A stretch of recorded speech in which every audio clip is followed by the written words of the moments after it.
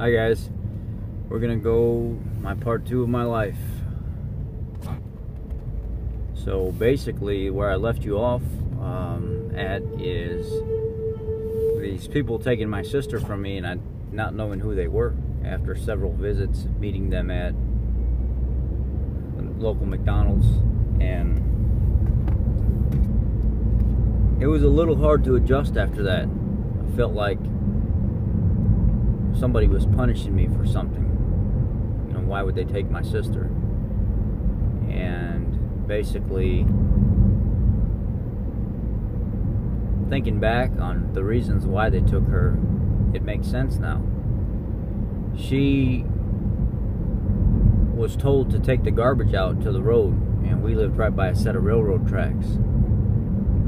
And she taking the garbage out to the road, but for some reason she ended up over by the railroad tracks. And when the train came by, there was so much suction past the train whenever it came by, it ripped the bag right out of her hand, destroyed the trash, threw it all over the tracks and stuff like that. And the neighbors seen what was going on, and they had reported it to DCFS.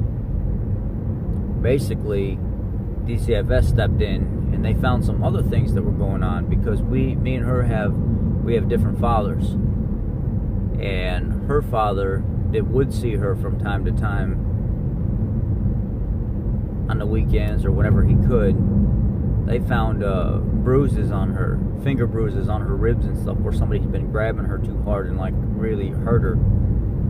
And through them catching on to the abuse and what the neighbors had reported, this transition between her living with me, this lady that I thought was my mom, and my uncle that I thought was my dad, because at this point we were now in their custody after my grandparents died. I didn't know no better. I just called her mom. That's what we thought she was, mom. So through that, what was reported and what they were seeing, and the transition of each weekend, showing up, seeing those new people at the McDonald's, that was now their new mother and father. They adopted her, but I stayed in the family. And through the years, things were odd. You know, the relationship between my uncle that I didn't know was my uncle, I thought he was my father, and this woman that I called mom because I didn't know any better, started to get more rocky and more rocky and more rocky. And I started seeing them beat up on each other, and him coming home drunk and high and bringing drugs in the house. But he was always a real hard worker. He always worked all the time. Like this guy, you couldn't get him to stop working. He was always so good with his hands, building stuff, building homes, plumbing. It didn't matter what it was. You know, back then, back in the day, it was, you took pride in what you did, and if you were in a trade, you perfected it. You did a good job. And that was him. No matter if he was drunk or not, it didn't matter. He still tried to be very prideful in his work. And she ended up driving him out the door, like when we were young. I mean, I think we were only 5, 6 years old. My sister was gone. At that time, she had a couple kids with my uncle. Lisa, Melvin were her 2 kids by my uncle, but he left Melvin, Lisa, and me with her. And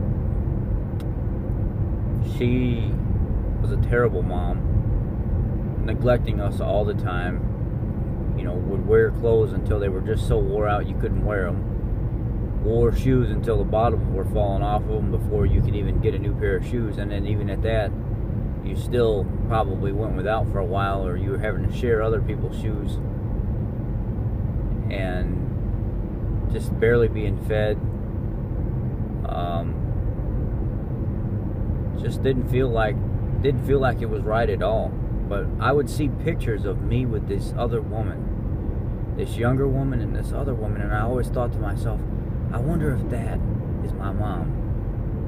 I wonder if that is my grandmother. Because why do we look so happy in those pictures, and they're always hugging and loving all over me in those pictures? I bet you that's my mother and my grandmother, and I just never no, that can't be it. That can't be it. You know, this is my mom. You know, this is my mom here, the one that's taking care of me, the one that's doing all this bad stuff and not neglecting me. But I never understood why I got treated so different than her own kids. Why was I was always the one getting the butt whoopings for stuff, and I was the one that she was always taking her stress out on, beating up on me all the time. And then we moved from the country up north to Chicago, and all of a sudden these new people started coming into her life, into my life, and there's old men. She said, this is your papa. Well, I never understood how that was my papa, and I never had met him before. And then all of a sudden this other young kid started coming around. It was quite a few years older than me. I mean, at that time I was probably 6-7 years old. The kid that was coming around was probably 10-11 years old, and that was her son that I never met, that was living with her papa. Eventually down the road I found out she had that boy with her grandfather. She literally had that child with her grandfather. And I always wondered why the grandfather's name was William Van Diver, and then the son's name was Blake Van Diver, because that was the middle name of the grandfather. I said, wait a second, man, this is some nasty stuff going on here. But this is later I found out. As a child, I didn't know that. This kid was always getting in trouble, always getting brought back home by the police.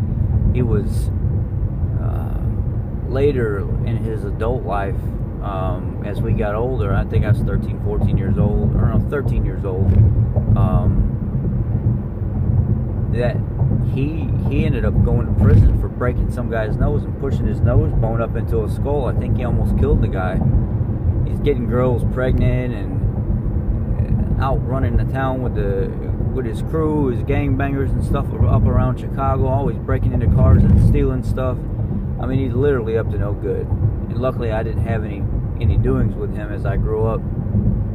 But back to first meeting him and first meeting her grandfather that was her baby daddy, it also was some sick shit. Other people were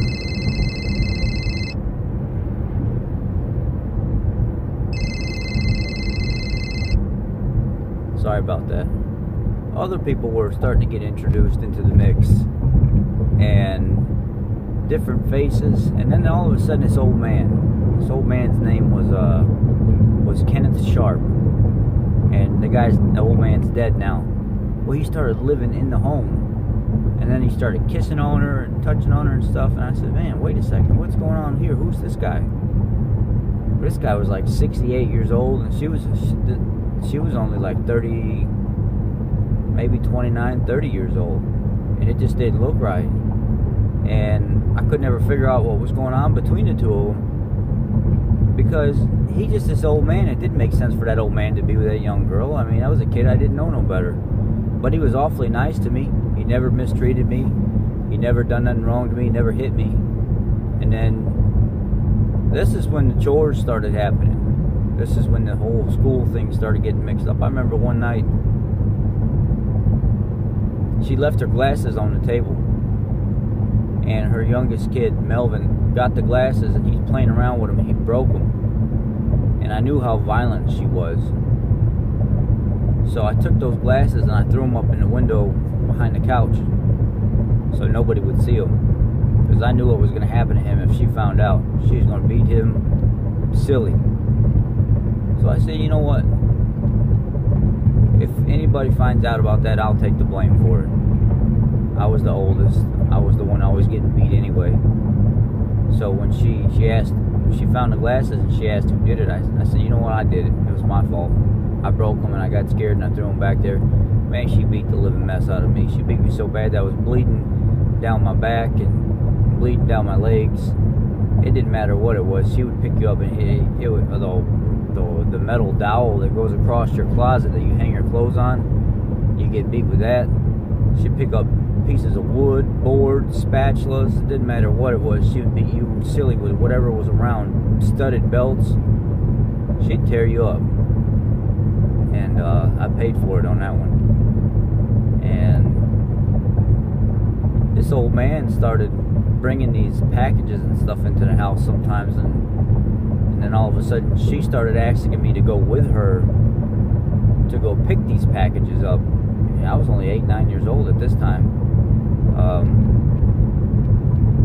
and these packages were covered in black wrap, and it was always a different garage each time I would go pick them up with her. It was these garages were just randomly spread throughout the Chicagoland area, and I never knew what we were picking up. And she would have a different garage door opener each time that we would go do this. And they would drive down these alleys and just hit the garage door button as we drove down the alley slowly, and the garage would open, and then we would go inside. We would find this package, and it would be somewhere hid in the garage. Sometimes there was cash with it, sometimes there wasn't. And then we would transport that package back across to the apartment that we lived in, and we would store it in the apartment in this big 33-gallon, looked like a lawn garbage can. You could put your lawn leaf clippings and stuff in. And we would store all that stuff inside that garbage can. And one day she asked me to go pull one of the packages out of it and open it up. And then she asked me to go to the kitchen and get a box of baking soda, a tablespoon, and then she had me get this little scale thing or whatever out of her closet that had this little dangling needle, and it had a bunch of numbers on it. And then she had me get this electronic scale as well, and then she had me get like a box of baggies. And I think I'll pick up the next episode after that, guys. Don't hate